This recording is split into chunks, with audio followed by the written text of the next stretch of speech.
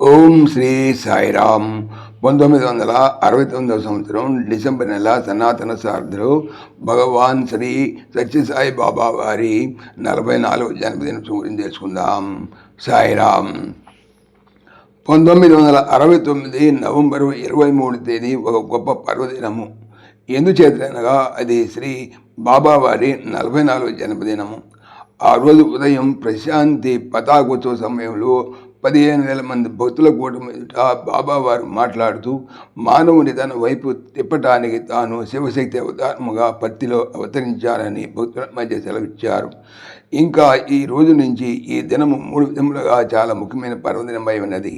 ఈరోజు పూర్ణిమ దినమున సత్యనారాయణను భగవంతుని అవతారముగా ఆరాధించే పవిత్రమైన రోజు.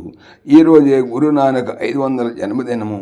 ఈరోజే మీరంతా ఈ అవతారముగా జన్మదినముగా గుర్తించి వేడుకలు జరుపుకునే రోజు కూడాను అంటూ ఇంకా మీ హృదయములో ఏనాడు ప్రేమతత్వం పుడుతుందో అదే నిజమైన నా పుట్టిన పండుగ దినము అన్నారు. ఈ జెండా ఎగరవేయుటకు ఒక సాంకేతికమైన కార్యము. మీ హృదయాల్లో ఉన్న సందేహాలను అప్రమకాలను పవిత్రీకరించుకున్నటకు ఉద్దేశింపబడిన ఒక సాంకేతిక చర్య మాత్రమే. మీ బుద్ధే జెండా కొయ్యగా పెట్టుకొని మీ హృదయంలోని భగవంతునిపై ఉన్న ప్రేమనే శాంతి పదాకముగా ఆయన జగద్వ్యాపకమైనటువంటి కరుణ అనేటువంటి గాలిలో ఎగరవేయండి అని శ్రీవారు సెలవిచ్చారు. ఉదయం 11 గంటలకు బాబావారు ఊరేగింపుగా భక్తులు 50 మంది భగవదాదేశముతో బయలు చేస్తున్నటువంటి ఆడిటోరియంకు వెళ్ళగా అక్కడ శ్రీవారి తల్లిగారు జన్మదిన సందర్భమునకు విధాయకమైన క్రియగా స్వామి తలకు తైలమర్దనము గావించిన వెంటనే ప్రతి రాష్ట్రం దంపతులు మాతాజీని అనుసరించి తరువాత శ్రీ బాబా వారి స్వహస్తముతో అన్ని వేల భక్తులకు స్త్రీ పురుష బాల వృద్ధులకు ప్రతి ఒక్కరికి శ్రీ బాబా వారు వారి హస్తముతో మిఠాయిలు ఇవ్వటం ఒక అపూర్వ దృశ్యము. మనుటెండలో గురువుల మధ్య వరుసలలో నడయాడుతూ ప్రసాదాన్ని పంచటం నిజంగా ఒక దైవీకృతం. సాయంకాలం భక్తులంతా చేరినటువంటి ఆడిటోరియంలో గోవా గవర్నర్ నకుల్ సేన్ గారు, ఐసిఎస్ గారు భగవద్గీతను శ్రీ బాబావారి ఉపదేశములతో సమన్వయం పరిచి ఉపదేశించి అక్కడ భక్తులందరినీ కూడా శ్రీ బాబావారు ఆశీర్వదించాలని ప్రార్థించారు.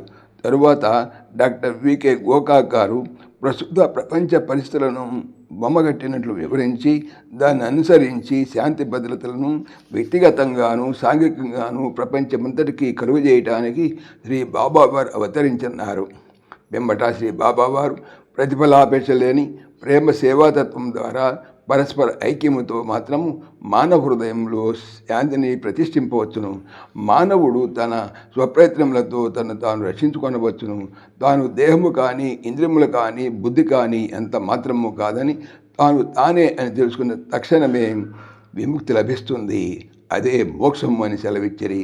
ఆ రాత్రి చైతన్య కల్చరల్ ట్రూప్ వారు కృష్ణావతార మహిమ ఘట్టములను ప్రదర్శించి భక్తులను ఆనందపరిచరి. సాయిరామ్. సమస్తలోకాః సుఖినో భవంతు. సమస్తలోకాః సుఖినో భవంతు. సమస్తలోకాః సుఖినో భవంతు.